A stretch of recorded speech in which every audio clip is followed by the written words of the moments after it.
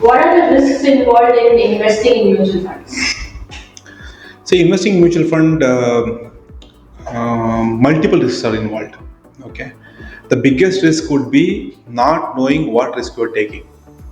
Okay, followed by, I think, uh, the biggest mistake done by investors are they think the tagline which is given by the regulator, mutual funds are subject to market risk. Please read offer document before investing. So the intention of giving the statement is not that all mutual funds are risky.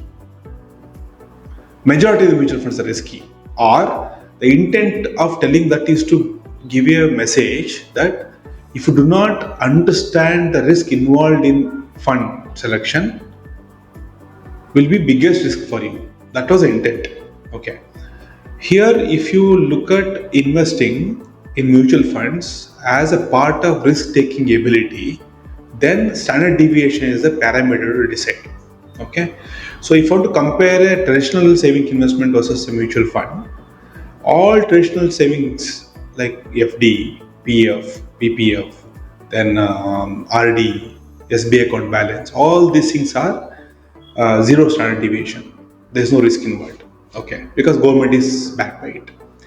So any mutual fund you buy, the standard deviation starts. Maybe a liquid mutual fund is as good as SB account will have a standard deviation of 0.4. A slightly riskier debt fund will have a standard deviation of 1 or 2. A slightly equity flavored mutual fund will have a standard deviation of 3 and 4. So the biggest risk, according to our experience, is not knowing what risk you are taking. That's where most of people lose money. Okay, so just because some instrument or some mutual fund has given highest return in last 1 year doesn't mean that it's going to give same amount of return next year, because the return which has come from that fund is directly proportional to the risk taken by the fund. Okay, so mutual funds have been categorized by SEBI depending upon the risk ability taken by the funds. That's why, to make it very simple, SEBI has a process of riskometer. Every fund communication, including what we communicate to investors, also will have a riskometer. It starts from low to very high. Okay, so you should know what is the risk you're taking before investing in a fund. Okay, so this is the amount of risk I'm taking. For this, the amount of return I can expect. If this is not in line, then construction of portfolio, holding the portfolio in bad times, scaling the portfolio over a period of long term, and becoming financially free will become difficult. So these are 4 steps. Okay, I think risk, not knowing is the biggest risk according to me. Is the thing. See, people do not ask; they just go blindly. We always ask our investors to come and ask us. So do not assume things. Please do ask us. We'll be able to give you clear-cut bifurcation, what kind of risk you're taking.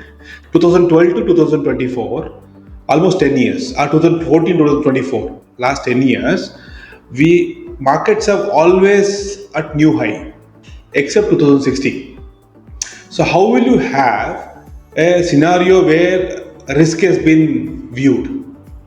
So somebody has invested in 2019 December would have experienced risk, because February 2020 COVID happened. Okay, but this COVID crash was not long lasting.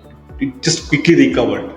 2008 was the biggest crash. Global financial crisis crash happened 2008. It took almost 3 years, 3.5 years to recover. So those kind of risks, when you take, that time the IT boom, especially infrastructure boom, was there. So most of the people have put money in infrastructure funds.